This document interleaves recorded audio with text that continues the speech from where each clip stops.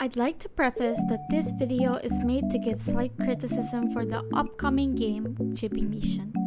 I'll also be covering what sets Luname's game apart later on, but I won't go into depth. I am by no means a professional, but I have experience in coding games and creating game assets. Hello everyone, my name is Sawyer Arya. I'm a gacha enjoyer and a game developer as well. As a background, I've been in the community since Gacha Studio and I'm currently pursuing an art degree with a minor in game development. Now, I haven't seen anyone talk about this, but there's one issue: the assets. Now, Chibimations has a great set of assets. A lot of artists work hard on these, but the problem isn't what they look like, it's the way they're made. Let me explain. Chibimations uses PNG, which is a raster file type, basically allowing you to export transparent images.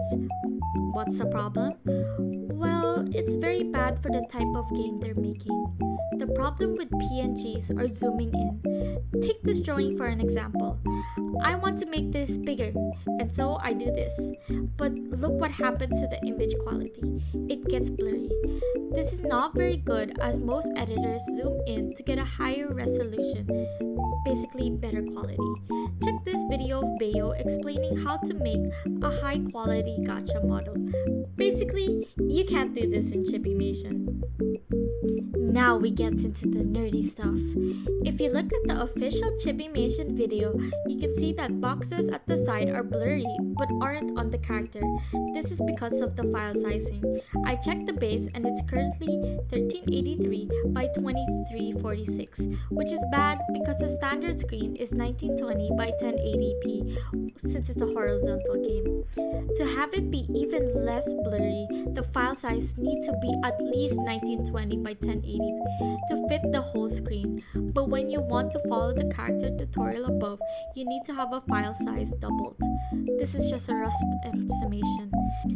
Now, why can't they just do that?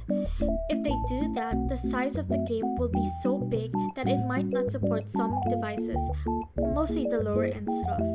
Remember, Chibimations plans to have more than 10,000 assets, but these are assets that are split up, meaning there will be line art, base color, second base color, highlights, etc., which means this can shoot up to over 40k assets as of 2025, and still counting.